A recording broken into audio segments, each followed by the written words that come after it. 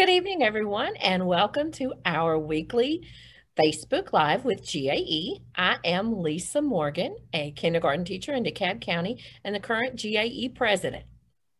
I'm Sharon Doe. I'm a high school physics teacher in Augusta, Georgia, and I'm the current GAE vice president. And I'm Carly Shaw. I'm a physical science teacher in Fulton County, Georgia, and I'm the secretary treasurer of GAE. I'm Joe Fleming. I'm the lobbyist for GAE at the state capitol. Thank you, everyone, for joining us this evening. And at this point, we're going to start out this evening with the way we've been finishing, because our first commercial right off the bat, tomorrow is our GAE virtual day at the Capitol. We traditionally have GAE Day at the Capitol every February during this week, and it will be virtual this year because we want to keep you safe and because of the rules and guidelines that have been put in place for the Capitol for this year. So, Joe, give us our update. Let us know what's going on down there. Yeah, I don't know if you have the link, but if you haven't registered, it's not too late. We're going to start tomorrow at 8:30 sharp, 8:30 in the morning. We've got a great lineup of speakers lined up to talk to you about education issues at the Capitol. Some of the bills that we're following, such as the private school tuition bills, where taxpayer dollars are used to essentially pay for private school, waiver legislation that GAE has been working with legislators on, and other bills that affect us at the Capitol right now. So it's going to be a great day. We've got Republicans and Democrats. We've got a real variety of speakers, and looking forward to an exciting day tomorrow. We've got a grassroots exercise plan for part of the program. We need to get our voices heard at the Capitol, particularly on the voucher bills. The Senate voucher bill passed 6-5 in committee this past week and could be voted on by the full Senate as soon as Friday. And then tomorrow there at 1 o'clock, the House Education Committee is going to hear the House voucher bill, HB 60. So those bills that take directly from public education to give to students for their private school education are on the front burner right now and really require our attention. Every contact, every phone call, every email makes a difference. So we sent out a legislative alert today to give you some details on that. And you'll be getting more information today and tomorrow on some of those bills and how you can help public education. Okay, so Joe, I want to, I know this and I'm going to try not to get on my soapbox. So somebody who isn't one of us here in this room might look at Senate Bill 60 and it says it is a special needs scholarship. And that sounds really, really good. But I know it's not. Can you explain to our people watching why that is not a good thing for public education? Yeah, I mean, I think if you look at the evolution of voucher bills, not only in Georgia and in the state, they're always attached with a massive expansion, and they contain loopholes that allow, in the case of HB 60, students without special needs and learning disabilities to become eligible for private school tuition, even if they were in a school system that did not meet 100% of the time, full time during COVID. So, yeah, there are lists of conditions, medical conditions by which students can qualify, but they're always followed by that keyword or, and that or almost always opens the door to just massive expansion of these programs. I know in Arizona, for example, there have been attempts to really allow any public school student to qualify for a private school voucher. In Georgia, we have a voucher program that exists now that's called the Georgia Special Needs Scholarship. About 4,600 students take advantage of that.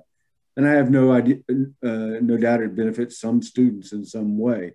But again, they're now trying to expand it significantly to cover broad swaths of the population. And that money, for every dollar that goes into those private school scholarships, is a dollar coming away from public education.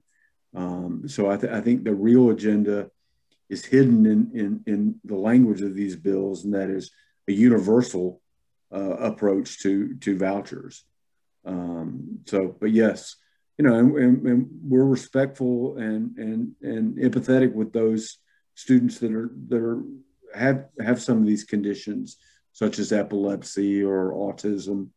But I think you look beyond that veneer and you find out what the real intention is. And one thing I have to point out, with both of these voucher bills, if a parent is using the voucher, they are by definition waiving their federal rights under the Individuals with Disabilities Education Act, which we all know as special education, and they are waiving their rights under Section 504 from the Federal Rehabilitation Act. So literally, parents that are accepting this are saying, we know this school we're going to is not required to provide the same services my student got in the public school. So public schools, we are required to provide them everything they need, and they're able to take money from the public school, go to a private school, and then not get what it has been determined is necessary for them. Yeah.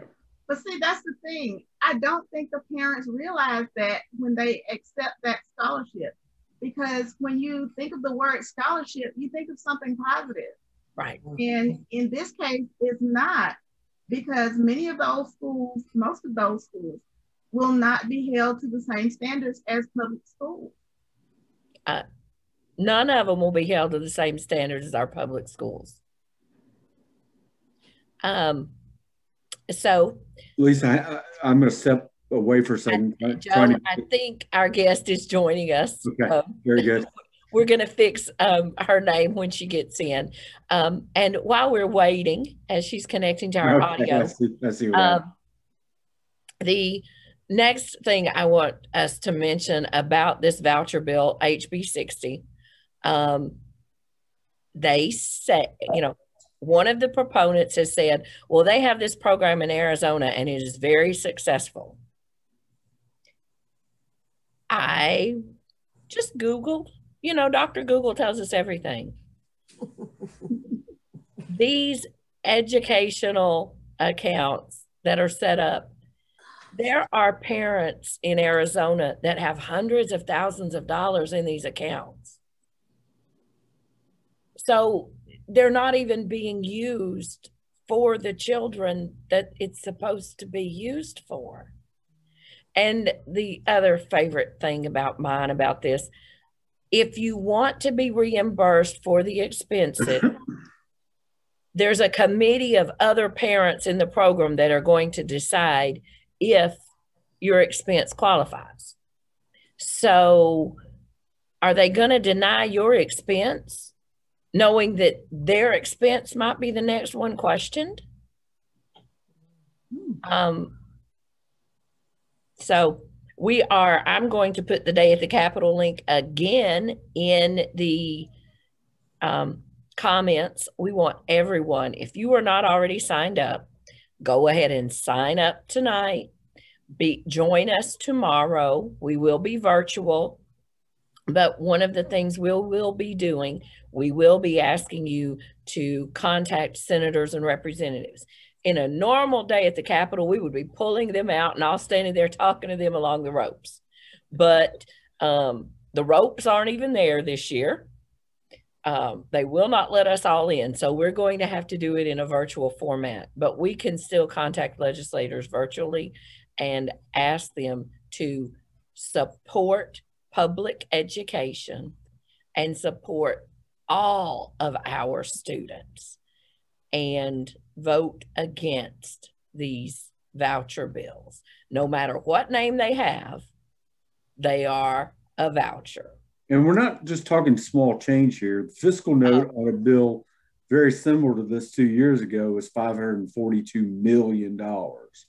That's $542 million out of public education. So my next question to you, Joe, is do these bills go through any kind of financial review before they come to the committee? They should. I think in the case of HB 60, the sponsor just basically said there is no cost. And the latest argument in the Senate is this is not coming out of public education, it's coming out of the general treasury. Well, the fact is it's all tied to QBE funding and FTE counts, and it is absolutely money coming that was intended for public education. And they'll say the money should follow the student, but you know, that leaves behind plenty of costs that the school is bears the burden for after that student is gone. So, I mean, you're looking at real dollars away from public education at a time when we're taking a budget cut in this current year budget. We probably will in next year's budget. And since 2003, we've taken $10.2 billion in cuts. So, you know, there seems to be this idea that schools are overfunded. Public schools are overfunded at the Capitol, which is about as far from the truth as you could possibly be. I'm going to mute Lisa. Okay. Yeah. So I'll kind of explain that overfunding thing because I heard that argument come out of a representative's mouth. And Carly, Sharon, you tell me, I know what was happening at my school. And I know that educators are still buying hand sanitizer and disinfecting wipes. Y'all, they gave you lots of those, right? They gave you lots of PPE. Yeah, I know. Okay, we live in the real world. They did not. But these representatives are saying that since we got the Federal CARES Act money to help us deal with the pandemic, and to supply for those things that our students need because we are surviving a pandemic, that because when you add that money, it's more than how much they've cut public education. So it's really not a cut. We have more money. That's absolutely not true. That money is not paying teacher salaries. It's not paying for counselors. It's not paying for paraprofessionals. It's not paying for cafeteria staff. It's not paying for bus drivers. It's certainly not putting teachers in the classrooms. Right. What are they talking about? Because it's their talking point, because we have been pointing out over the years, as Joe said, since 2003, 10.2 billion with a B dollars have been cut from public education in Georgia. And we have been pointing that out. So now, because for 2 of those years, they finally fully funded QBE. Now they want to say, well, actually, y'all got even more money. So it's not really a cut.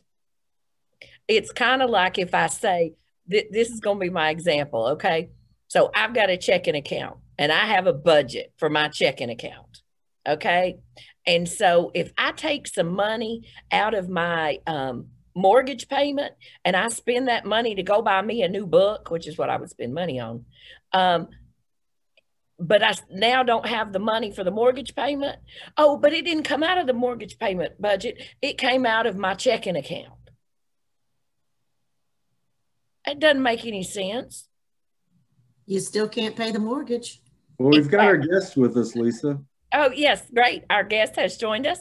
Our guest this week is Senator Nan Orrock, and she has been a state senator for a very long time, and she has been a strong supporter of public education and GAE. Actually, I'm going to tell a story, Senator Orrock, if you do not mind. The first time I was at the Capitol at Sine Die, which is the last day of the session, a bill was introduced which would have harmed GAE, and my first experience was listening to Senator Orrock in the well talking about the importance of public education and teachers, and that teachers remember and teachers vote. So, Senator Orrock, on behalf of GAE, I want to thank you for everything you have done for public education and for GAE over the years. And welcome to our Facebook Live.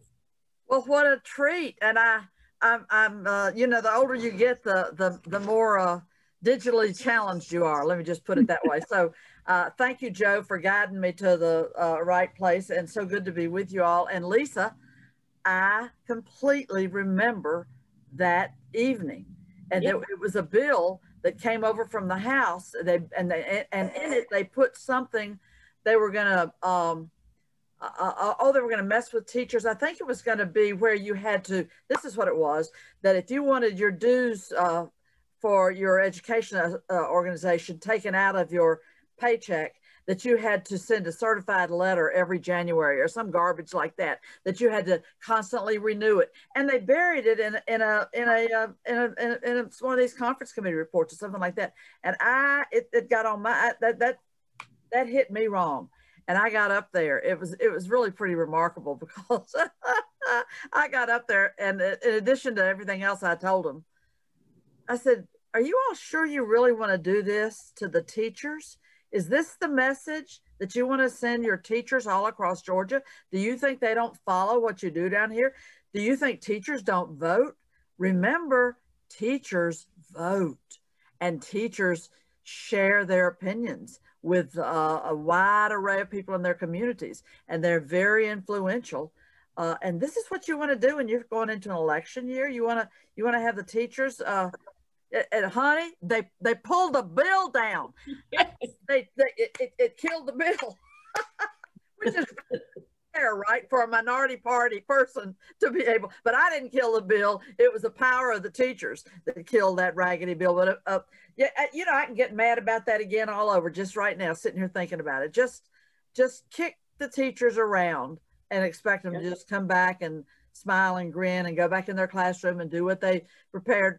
And I said this, I said, these are people that have spent their lives. They prepared, they educated themselves to work with our precious children. And this is what your message you're going to send back to them. This is what you think of them. This is how you're going to treat them. Beware. So yeah, my gosh, I didn't know about it, who'd been around long enough to remember that one, but that was quite a moment. That was my first experience. So thank you for joining us this evening. We do this every week, and inform our members about what's happening in education and what's happening down at the Capitol. And my question for you this evening is about the things that you see impacting public education that we talked a little bit about the voucher bills before you got here, but those things that we really need to be paying attention to. Well, thank you again. And it's a pleasure. And I really enjoy working with Joe, who represents you so well down at the Gold Dome. And the funding of education is beyond troubling. We're in a situation where over $1 billion was cut from education. And I think you were talking about money when I came on, but that was cut with these 10% budget cuts last year. And so now they're supposed to get credit for restoring education funds. They've only funded the basic education formula 2 times in 20 years. Every other year, it's been underfunded. And the folks at the Georgia Budget Policy Institute can give you chapter and verse. Go on their website, look at their writings and what they've uncovered, and the way they tell a story about education funding in Georgia is that we're woefully underfunded, and now we're supposed to be glad because they restored part of the $1 billion that they took out of the budget at the beginning of the year. And that money's will, in other words, this budget year that ends June 30th, this budget will have is it 400 more or 600 more I think million there dollars in it? That they restore 400 million or 600 million? 600.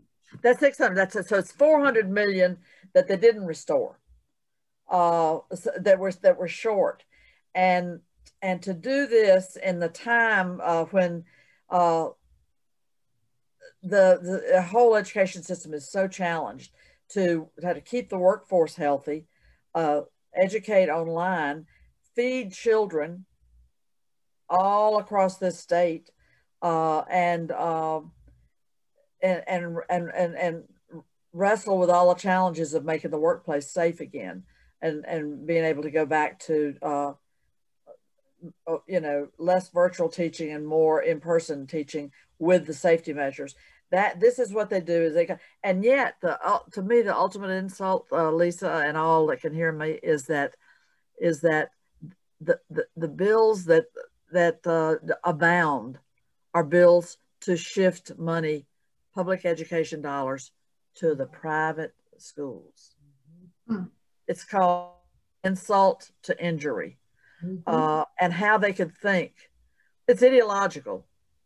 How many of you listened over the years to Rush Limbaugh rail about, yeah, at least I can tell you're not a fan, but he would rail about, and Neil Bortz, our own homegrown Neil Bortz, and they rail on the radio about government schools like that's some evil entity, when what it is the bedrock of American democracy, to have universal public education. And so they've cooked up that heady cocktail of anti-public schools and anti-teachers. Although they give lip service, they'll give lip service come election time.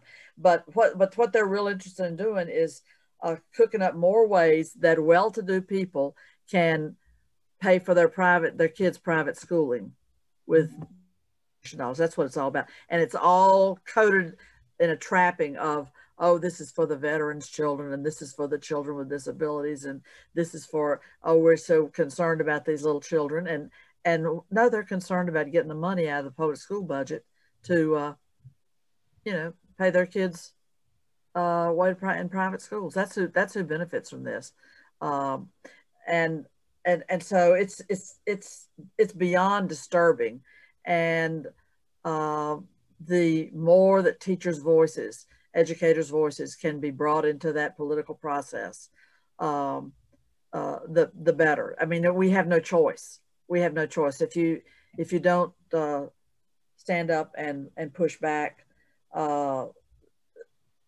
just continue to go downhill. Now, I know that, and you said, and I know that the $1,000 in the budget for teachers was this year, but the message coming from the state capital majority party is not a good one. And this voucher bill that just passed Senate Education this afternoon. What was the vote, Joe? Was it a divided? I know it was a divided vote because I know the Democrats were against it. 66-5. Senator Tippins voted with us. Hoorah! Yeah. And we're I mean, it could be scheduled by rules tomorrow for Friday. I'm sure it'll be brought to the Senate floor before crossover day. So we're trying to engage our members and engage some Republicans who ought to be really concerned about the consequences, especially in rural districts. Thank you. Exactly, because the whole reality about moving this money, this public education dollars to private schools, is that there are rural counties that don't have a private school sitting up there with its doors thrown open, right? Or they might have a tiny little operation of this or that sort, but nothing of the scale for people to go and move their kids over there. And so in that case, there's a certain type of parent that will drive their kid, a county or two counties away to go to the private school. And guess what's happening with that?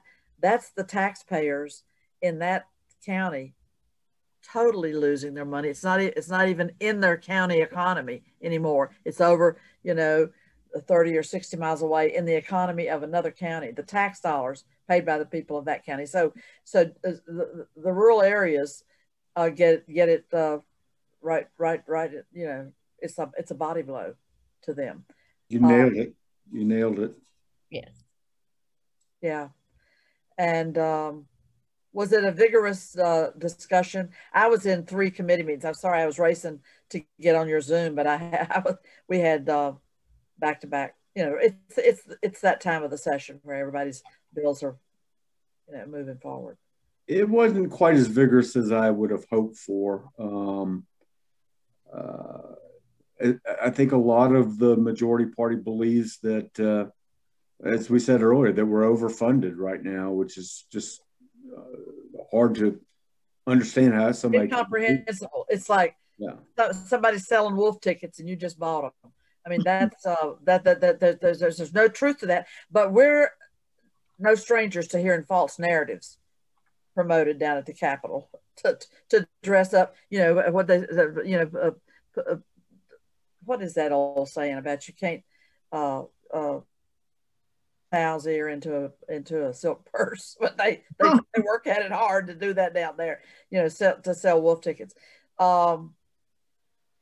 Well, we'll have a vigorous debate on the floor. I'm sure it'll get on the floor. You know, sadly, our lieutenant governor is just smitten with these desires to move this money into these private schools. And I know some people think they're doing the best thing. Oh, these little Christian schools are so wonderful, and I want to support my church school. And why should all the money be over there with that crowd that's got all that money? And we're limping along. We're limping along. I mean, your membership knows. We've lost count, have we not, of the billions of dollars that have been stripped from education? It's lamentable. I've been meeting with college counselors that work in high school settings, and they've put together an initiative, and been working very involved with them. All of these kids that don't have the means to really pursue higher education, you know, technical school, community college, 4-year degrees or anything, because they're stuck. They don't have the resources. And I dropped Senate Resolution 154 today, signed by 40 people in the Senate, to create a joint study committee on looking again at setting up means-based financial aid. There are 2 states in the country that don't have any statewide program for means-based financial aid. Guess who those states might be? New Hampshire and Georgia. And actually, it's almost ludicrous that we're having to do another study committee, because the chair of education a few years back, Fran Millar from DeKalb County, did a study committee and did a bill and passed it. You know, I mean, it took everything in his little frail body to do it, but he got a bill passed, but because he's the majority party, to do means tested needs-based scholastic scholarships. Well, and you know, it said it'll go into effect when it's funded. Oh gosh, they forgot to fund it. So it's been sitting on the books since 2017. So now the Chamber of Commerce and its education group called the Georgia Georgia for Excellence in Education. And they have 10 things that they say need to happen in Georgia on education. And all through that is funding, putting in money for kids to have a pathway post-secondary to get credentialed and qualified and educated. And the findings are that, and you all are the basis of it because you launch them through the K through 12, the pre-K through 12. A person who earns a bachelor's degree over their lifetime contributes over $2 million or almost $2 million to the gross domestic product of the state. So it's a win-win, right? And these college counselors that came to me that are working in high school settings, they know the stories of all these people that can't don't have a prayer of getting higher education because of the money situation. So I got the lieutenant governor's backing. We're supposed to move it out of the higher ed committee on Monday, and do it in the House and do this study process again. But anybody with 2 pennies worth of sense knows the story. An educated, invest in your citizens, and you will be richly rewarding the entire society. And so that's one thing that's way high up on my list this year. And you know, the chancellor that retired, Hank Huckabee, retired a few years back, and he told us, he was like a broken record. He said the best thing you could do for Georgia is put in these needs-based financial aid program for this state. And he said it night and day. Every speech he said, he opened and closed with it. And the new chancellor didn't do anything to advance that, and we're still in the same posture. And they always say there's no money to do it. So, Senator Orr, given the fact that we have to fight misinformation out there about public education being overfunded, how's it looking for public education funding in the 2022 budget? You know, that's a great question, and I don't have a ready answer. It's an election year, so there's hope, but and you know, they're saying now that there's going to be a lot of economists are predicting that the end of this year, which would be the first half of the new budget year, the end of this calendar year, and our budget goes from July 1 to June 30th. And they're saying that we're going to experience a real expansion in the economy. That is, as the pandemic, you know, starts resolving and more the vaccine is out there, and more and more the economy is able to open up. That is, people, the businesses, and get the schools back running as they ride herd on this pandemic. And I have confidence that the Biden administration is really moving us in that direction. Thank God.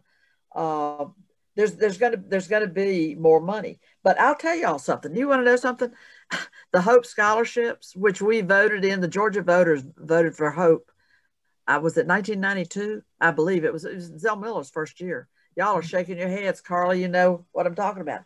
Yes, and the voters, people voted. They voted to set up the Hope scholarships for kids to have the money to go to college. Do you know there's $1.7 billion in reserves, in Hope reserves, that's sitting there, and they put in another 70 million every year, and it's sitting there in reserves instead of, you know, meeting the needs of. I know that leaves you breathless. So Sharon, I don't know the complete and full answer. We're going to have to fight for every dollar that we get. And the budget's on the House side now. You know, we haven't started our big budget committee meetings yet and subcommittees, but that's will be my mission, to get my arms around that. I'm not on that. I'm on human needs, human services budget subcommittee, but that's a critical question, and it's being battled out in the House now.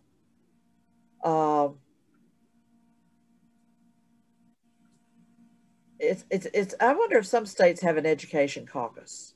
I bet they do. It's like that's not a bad idea, to pull together legislators in an education caucus. I'm not saying I can go out and do that tomorrow, but that's really something worth thinking about. And that is essentially organizing the public school allies in the legislature, mm-hmm. to much more operate as a unit. Since you said you work with the human resources, and I'm thinking about school counselors and how our students need more counselors in the buildings. And with all these budget cuts, it's cutting the counselors we so desperately need for our children. Exactly.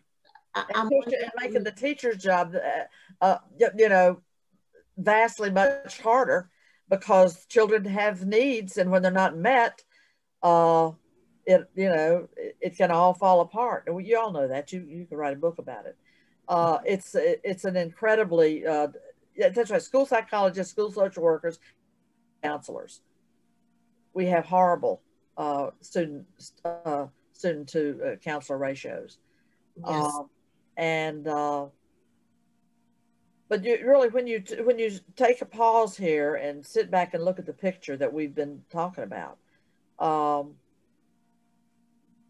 it really has come to the point where there needs to be an public education caucus. Yes. I mean, I launched the Working Families Caucus years ago, and we always, probably 20 years ago, and we have vigorous meetings with about 60 people, and you all are going to be, thank you very much, the host for our weekly meeting on the 11th of March. Yeah. And we moved it away from the 4th of March because we might not be in session that day, and we just didn't want to have the balloon go flat. You know, we want a good full attendance and a fulsome opportunity. And you know what, Joe, that could be, in fact, I'll do it. I mean, I throw out the idea of a public education caucus. You know, I think it's a great idea. Yeah. I just quickly Googled state education caucus and didn't see anything come up. That's not an exhaustive search, but right. But I think it's a great idea. But it's, you know, I mean, it's getting fairly commonplace. I mean, somebody approached me the other day, and I don't know if she'll go, you know, if it'll come to pass, but she lost her mother to early onset Alzheimer's, and she is working to put together a healthy brain caucus or brain health caucus, you know, to get some focus on all of those the issues around cognition, cognitive impairment, and get some focus on that. And they've had a diabetes caucus that didn't get staffed well. It did, you know, somebody wanted to throw it out there and wish it luck. And you know, you got to pay attention to it and nurture something like that and have some committed people. But the Working Families Caucus has been up and running, as I said, with a great track record. It's really worth thinking about. And when you have time to do more, you know, I don't know what the best way to Google it is, but I'm sure that that's happening. And NEA would have that perspective. They would have that sense of what's out there on that front of an public education caucus. Senator Orrick, I want to switch gears with you because I hear we have a lot of new voting law changes, and I understand you're somewhat of an expert on that. And I wondered if you could clarify some of that for us. Well, it's over 30 bills that have been introduced. That might be why I'm confused. Exactly, and I know there's about one of them. Oh, I wish I had my cheat sheet on those bills. I might have.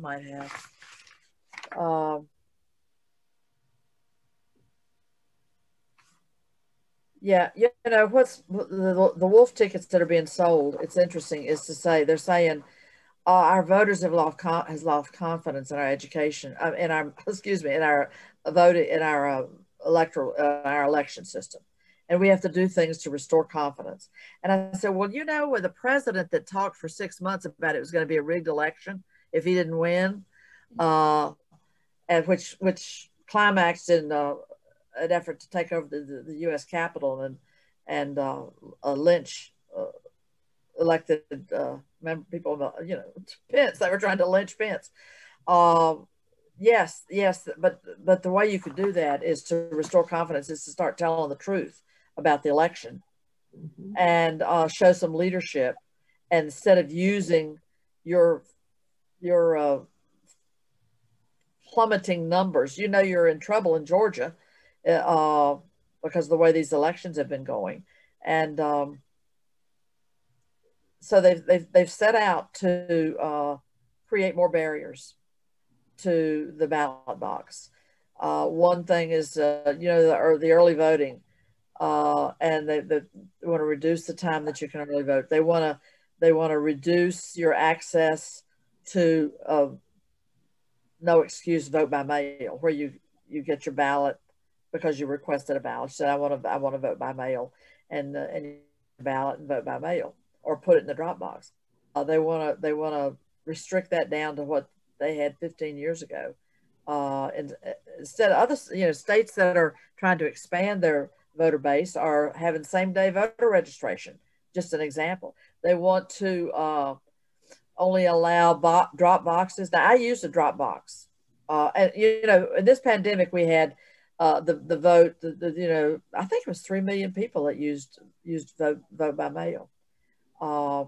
No excuse. You didn't have to have some excuse. You didn't have to make up a lie and say you're going to be out of the county or whatever.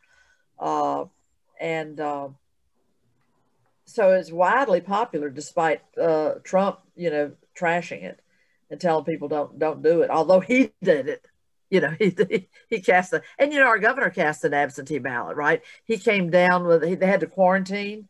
He and his wife did. There'd been an exposure on the staff or something, so he had to quarantine. So he wasn't going to go to the polls. So he requested a ballot, an absentee ballot, and he got it and voted within 3 days' time. It was record, you know, very speedy. But the point is, all kinds of people used that, and it was wonderful. And some people don't want to go back. And we did it because of the pandemic. But they want to shut that down. Like only have a drop box inside an early voting place that gets locked up when the early voting place gets locked up. You know, just 1,001 cuts by 1,000 strokes. So there've been efforts. The bills that want to ban or limit the use of secure ballot drop boxes. We want to limit the advanced voting schedule and ban supplemental election funding, and in the automatic. Oh, this is a good one. You know, people. There's a national motor voter legislation ages ago, and so you go and you get your driver's license and you get registered to vote. Mm-hmm. Mm-hmm. And so they want to change that. They want it to where you don't get registered to vote anymore. You have to opt in. In other words, we've been on automatic that anybody that comes in, you know, we say, well, we're registering you to vote. That's part of the service here at the driver services. And a person has to opt out and say, no, I don't want to be registered.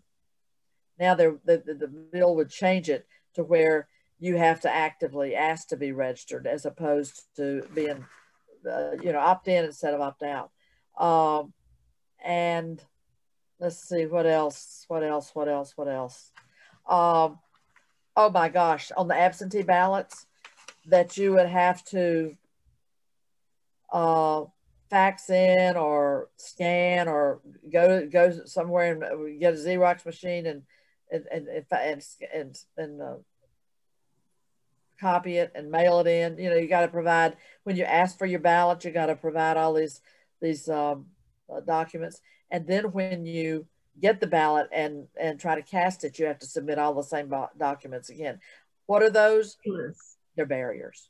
They're barriers. You know, it's. I mean, they did the old poll tax accomplished a lot. It was a great barrier to charge people. Yeah, and that had to be fought like the fury. So,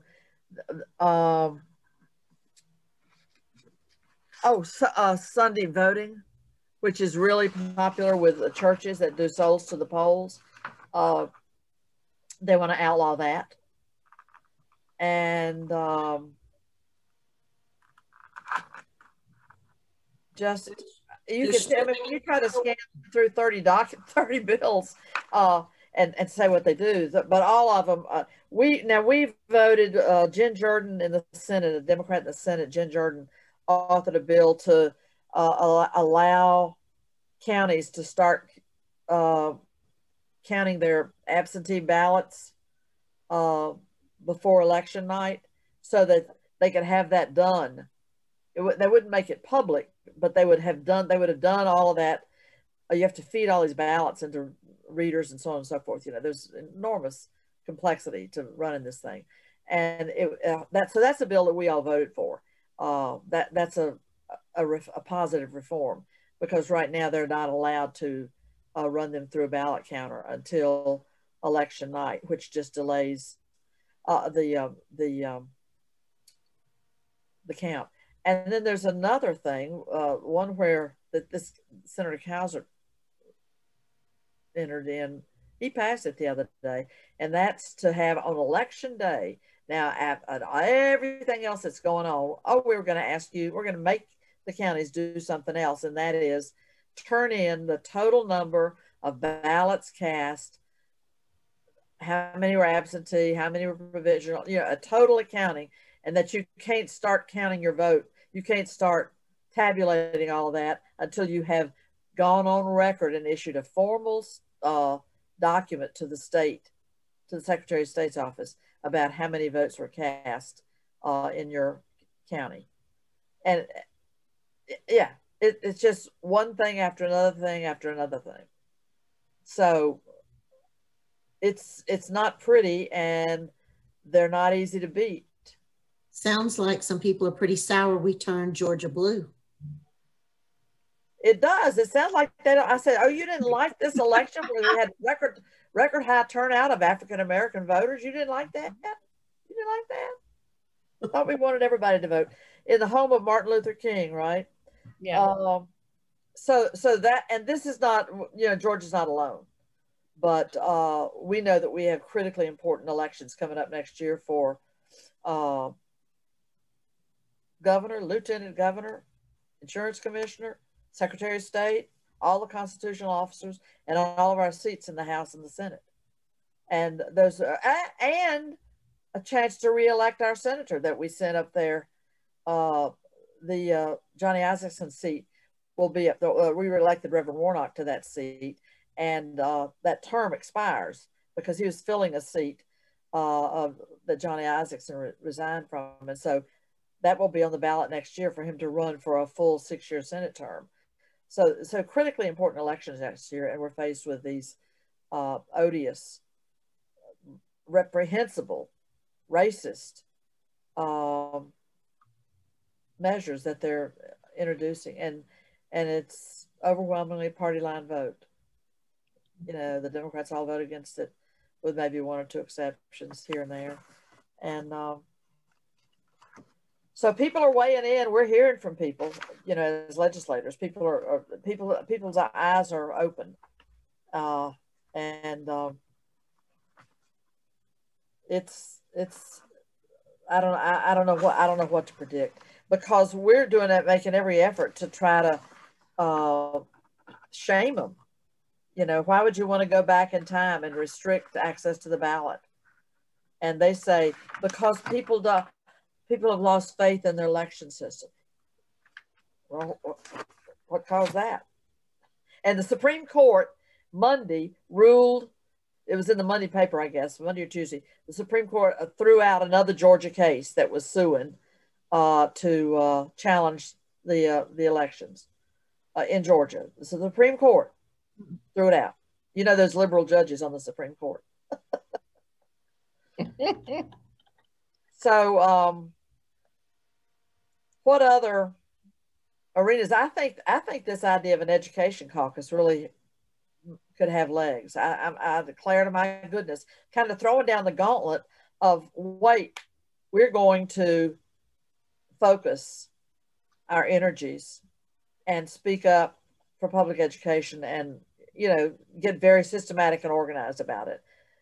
You know, go way beyond just a vote here and there. Who is going to be coming to or presenting on Zoom to our Working Families Caucus? Have y'all pulled that together yet? That's still 11 days away.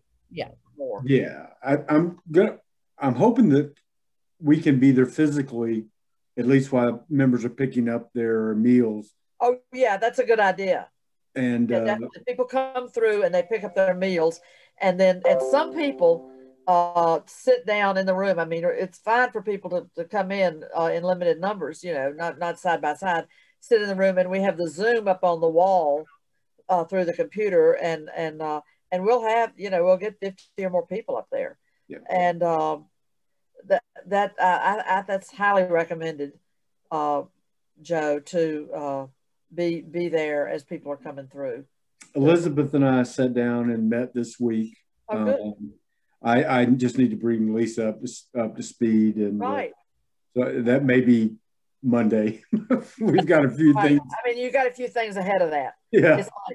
It's always first things first. Main thing, keeping the main thing the main thing. Yes, sir. Planning the menu for March 11th ain't the main thing right now. It's fighting for our lives between now and then. Yes. Senator Orrock, I'm going to go ahead and I depress us every week, but I feel like we have to do this because other people aren't talking about this. We've been keeping track of the COVID numbers in our children, birth to Really? 7. Yes, ma'am. And as of today, we have 89,661 cases in children. Is that right? Right in Georgia? In Georgia. 89,000. You all try. Are you using? Is that the public health numbers, the CDC yes, numbers? Yes, ma'am. It's the number from the Department of Public Health. Right. And the thing that still remains concerning, last week on Wednesday, we had 87,574. So that's 2,000 cases in children in a week. Last month, on January 24th, we had 75,937. So it went from 75 to 89 in 1 month. Yes, from January 24th. Basically 15,000 new cases. Yes. And what has happened is that in September and October, we were averaging 150 cases a day. Then we got to 500 average in December. And then, of course, at the height of this spike, we were at over 700 cases a day. And these are children that the demographic is an age demographic. It's not right. Who's going to school or who's doing right. birth or anything like that. Right. It's across the state. It's all children birth to 17.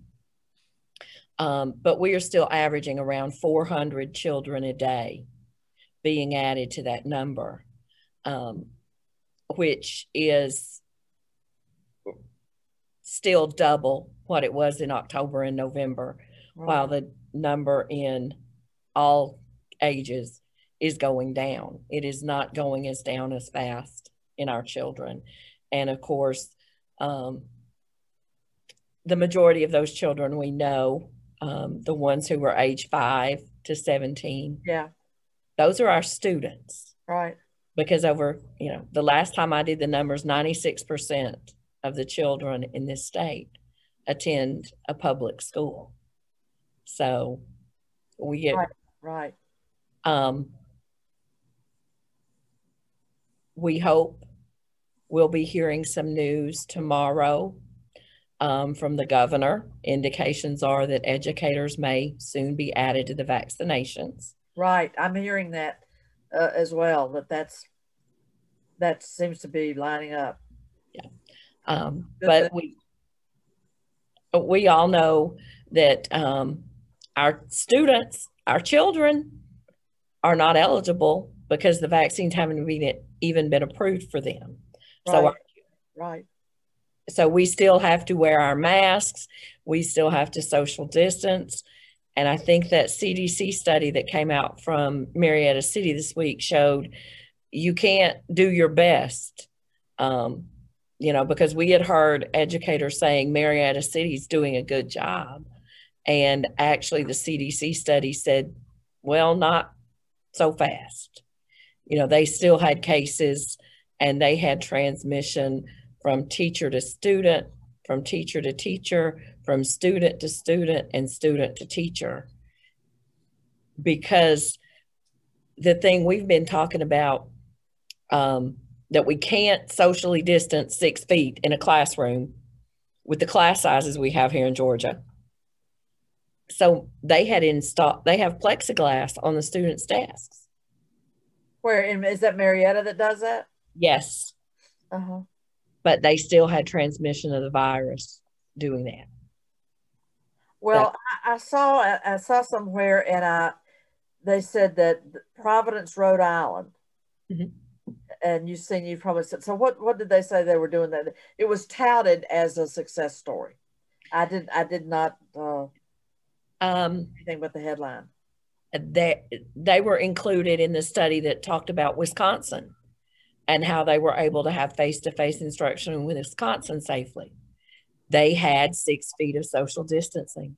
They reduced the number of children in the classroom so that 6 feet of social distancing was possible.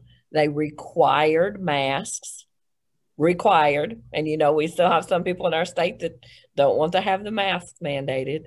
Of course, the hand washing, and they increased the ventilation. And in Wisconsin, they were even doing screening testing to see. Regularly scheduled screenings. Right. And that was Providence you're talking about, or that was Wisconsin? That was the Wisconsin that was included in the same study. Mm-hmm.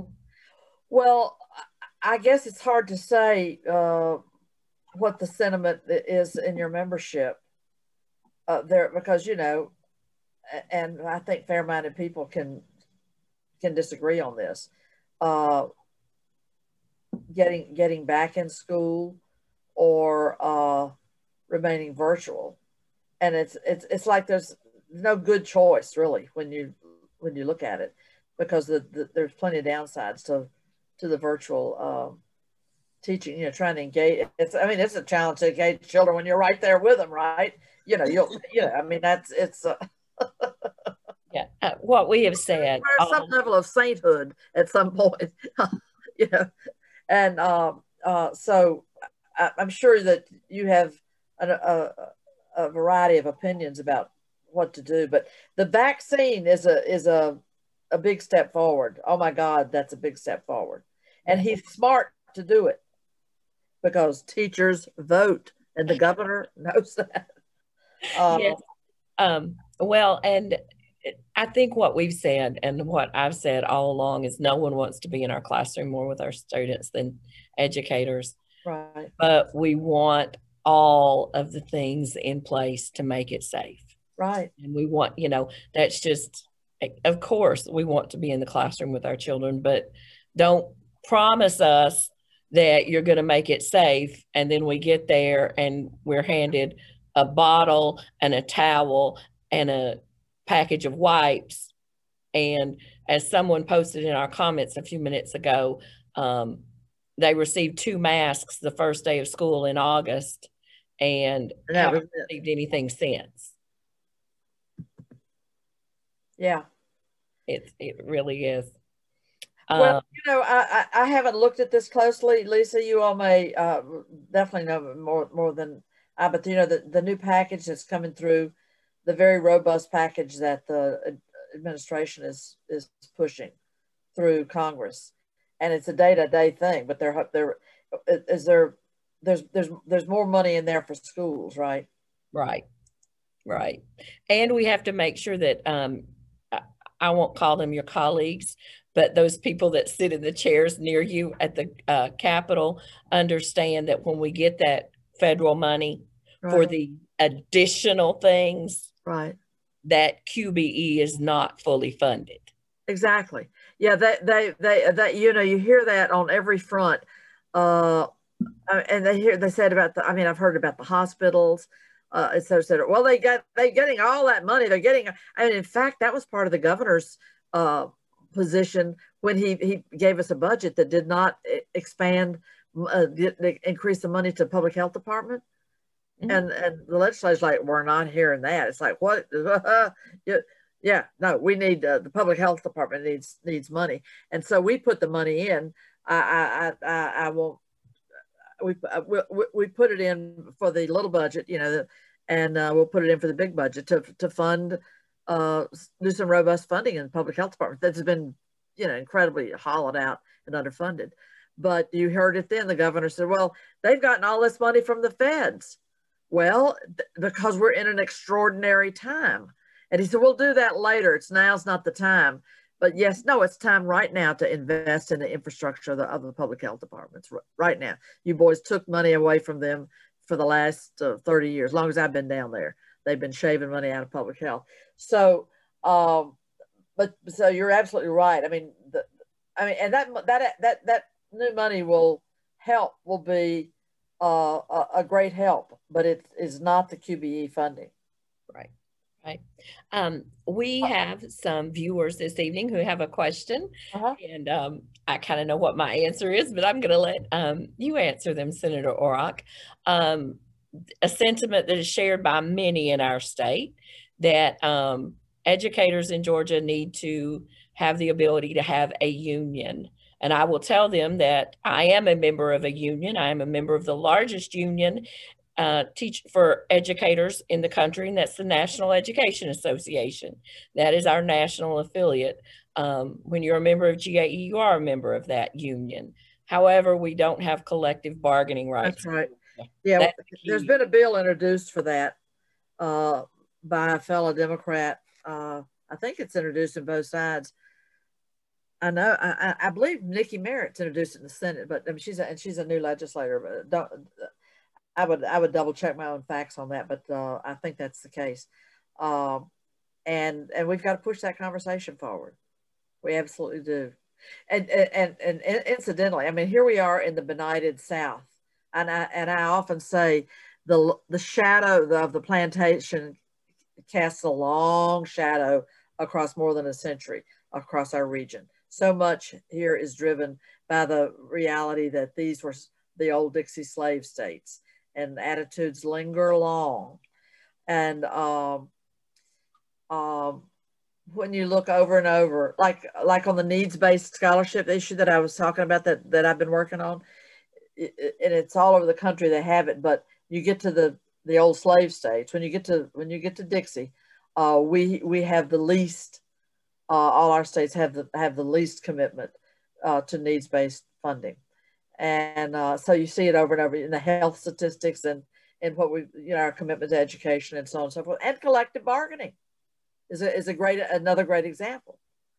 So yes, that has got to be. I mean, right now I've been fighting with the retiree association, and the teachers retirement has been more protected, thank God.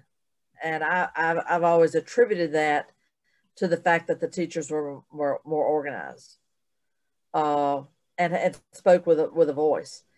But the state retirees that aren't teachers, that are in the state retirees, do you know that they amended the law that was passed in '67 that gave them 3% cost of living every year, COLA?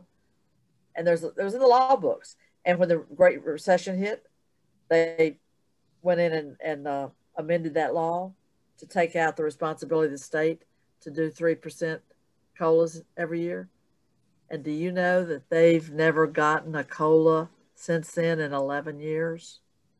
Their retirement is, they would have 43% more in their monthly pension check if they had kept the commitment to you. So think of what a hit. All, as the cost of living goes up every year, and they've been frozen for since 2009. Woo, we need some new leadership in Georgia, y'all. Yes. Yeah. So I mean, I introduced a bill to put back in the COLA language. That they get a 3% every year. I mean, just restore it to what you've had since 1967. And the fact that they did that to the state retirees, and the teachers escaped that fate. And you can see the difference in the health of your retirement versus the health of the state employees. And people are just circling the drain. They don't have the money that they need in their golden age.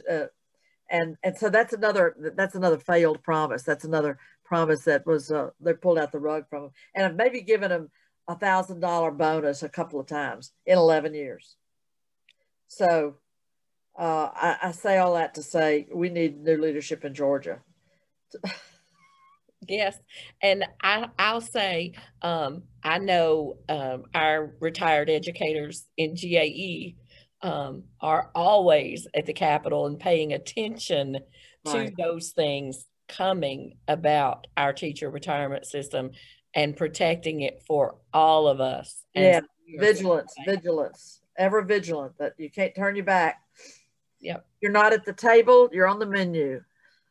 Yes, yes. That is so true. Senator Orrock, I want to thank you for joining us this evening. Our hour has flown by, as it always does. It has indeed. It has. And thank you for joining us this evening. We do this every Wednesday night. Wonderful. Yeah, Joe was telling me that. That's terrific. Yeah. How long have you been doing it? Since last year? We started in June, and the three, Carly, Sharon, and I were elected as officers in June. And so we started July. And I'm going to do my commercials before we leave and remind everyone that tomorrow is our day at the Capitol. If you have not already registered, you can register this evening. If you are not already a member of GAE, I put the link in the comments so you can join GAE and join us, because we will be fighting the voucher bills this next week. We will be fighting all of the other bad things for our colleagues and our students here in Georgia. And we will see you next Wednesday for our next version of Facebook Live with GAE. Everybody have a great evening. Thank you so much. Great to be with you. Thank you so much.